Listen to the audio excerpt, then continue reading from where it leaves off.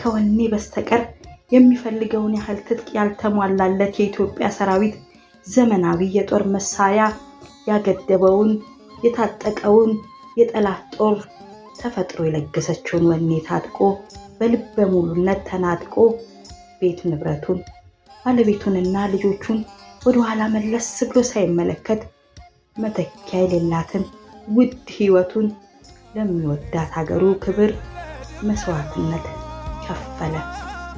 ልጆች አባቶቻቸውን፣ እናቶች የትዳር አጋሮቻቸውን ሲጠብቁ እናት ሀገሩ ጋር ቃል ኪዳን የገባው ጀግና ሳይመለስ በዛው ቀረ። ይህ ታሪክ የኛ የመጀመሪያ ምዕራፍ ነበር። ስለ ድል ታሪኬ